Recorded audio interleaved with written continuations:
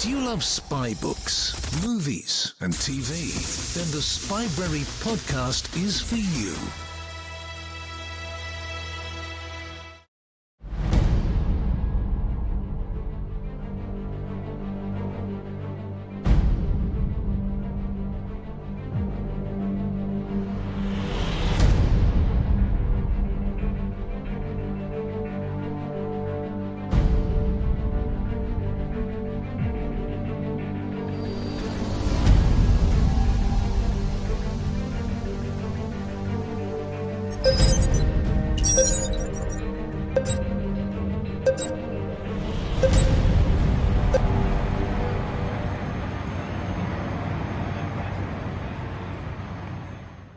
Hi, this is Payne Harrison coming to you directly from the Bond in Motion exhibit at the incredible Spy Museum located in Washington, D.C., where you can see an assembly of Bond cars and other artifacts that are quite simply mind-boggling. And to tell us a little bit about this exhibit, we have with us Amanda Ohlke, who is Director of Adult Education at the Spy Museum, and is here to tell us a little bit about it. Amanda, on behalf of the Spybrary community, I want to thank you for taking the time to visit with us today and tell us about some of the extraordinary artifacts you have here. Well, it's just a pleasure. It's always a pleasure to talk about the Spy Museum and James Bond and this incredible exhibition, Bond in Motion. I'm sure.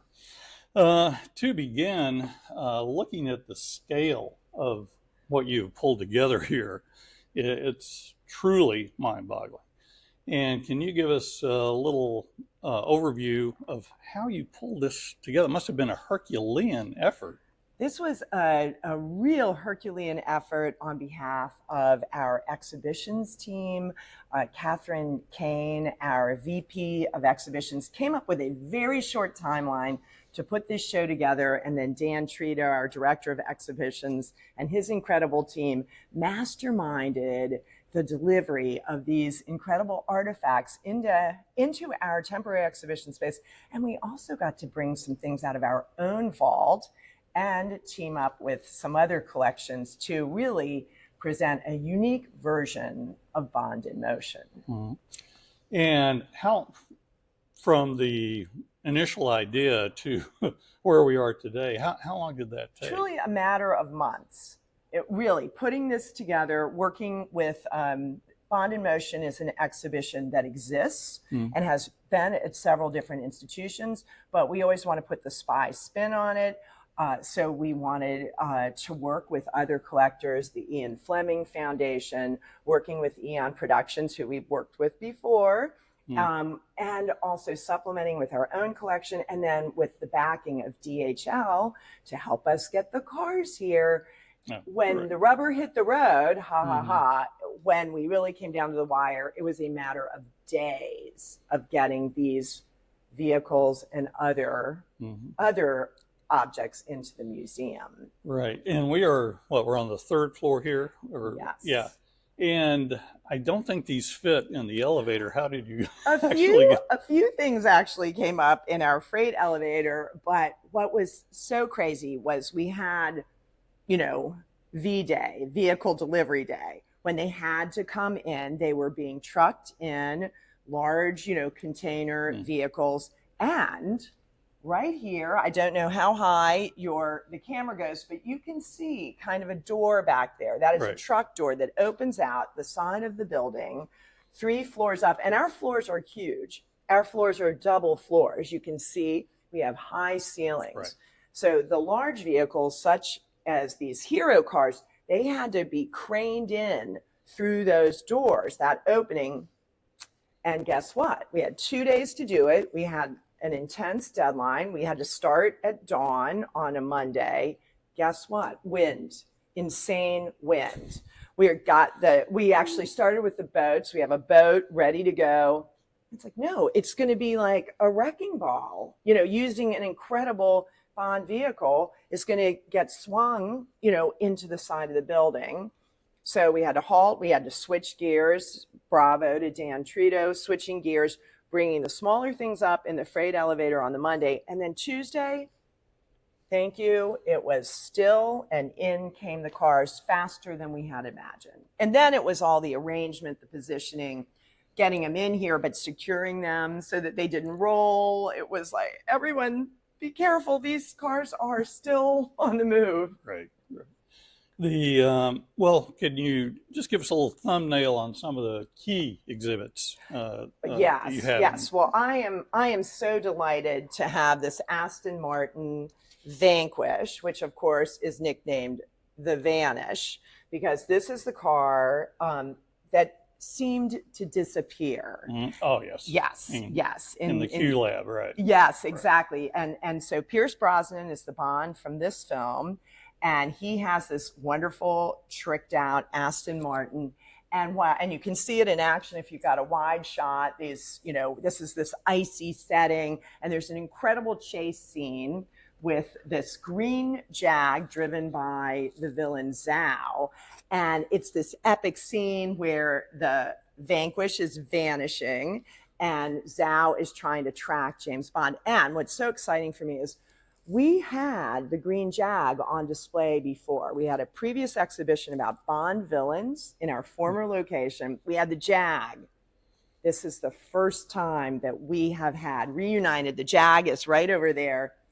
Okay. And so having these two together makes my nerdy little Bond heart grow so large. Now you have one Aston Martin here that is pretty beat up, which we're showing our viewers.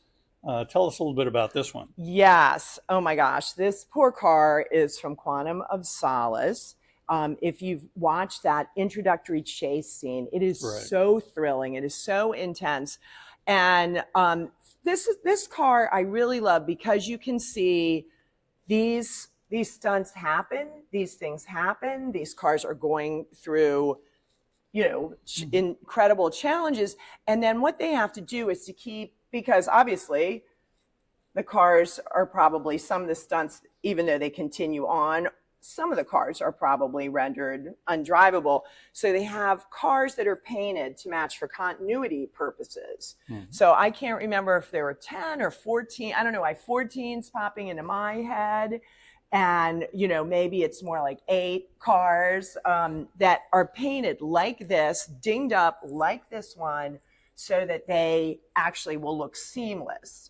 And what's so fun about this is for the opening of Quantum of Solace, one of the key people we work with in the Eon archives, Meg Simmons, was telling me that they had the dinged up Quantum of Solace Aston Martin on one side at the grand opening in London, the premiere in London.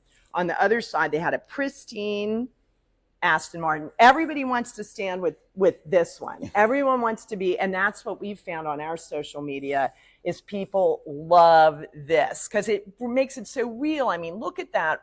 Look at the bullet, it shows, it's terrifying. It makes it more real. That scene is absolutely epic. I mean, it's one of the most extraordinary things ever seen on film. Like so many things in the Bond universe. Oh, yeah. Those intro scenes.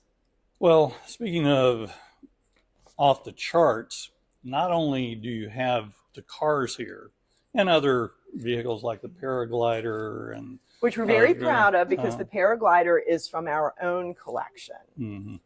And also boats, but you also have a submarine here. Tell us a little bit about that. Yes, the submarine from For Your Eyes Only. That's a Roger Moore James Bond, and it's seeking something deep under the sea, and it's quite realistic looking, and puts you in mind of the real subs at the time. But of course, they shot most of that film above the water with simulations later. But it's so fun to be near it and to look in. And what I get a kick out of is you can look in and see all the gears and all the theming of these, pieces of equipment. We also have a teeny tiny Bathysub that Blofeld had a difficult time with, which, it's got its wonderful Spectre logo on the nose, and that one's one of my favorites. Okay. So now on the permanent display, Yes. you have one of the 1964 iconic Aston Martin DB5s, as was used in the Goldfinger movie. Yeah. And how did y'all manage to reel that one in? Well, that is on a long-term loan. It is one of our favorite and most iconic artifacts on display. As we say, we're so cool. James Bond parks his car in our lobby, But this car is just that Aston Martin that everybody dreams of, 1964, silver birch, and just so gorgeous to see. And what is so fun is this one has been tricked out with some of the gags that were used in the film. So about every 20 minutes, if you're visiting our lobby, you can see the car go through its gags. We have a rotating license plate, 3 different license plates. The one that's so not covert is JB007. I mean, how do you go undercover with something like that? Tire shredders that spin around and, in case the pursuing car gets too close.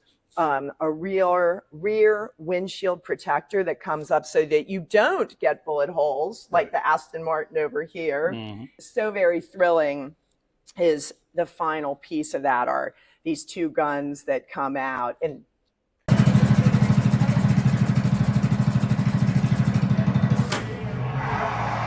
Well, Amanda, we could probably spend a couple of days here getting down on the weeds on this.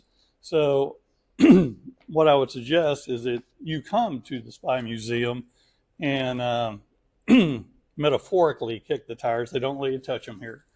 But you can jump on the Ski-Doo, though, for a photograph. Okay, that might happen. Yeah. But on behalf of the Spybrary community, we want to thank you for bringing us in for this sneak peek.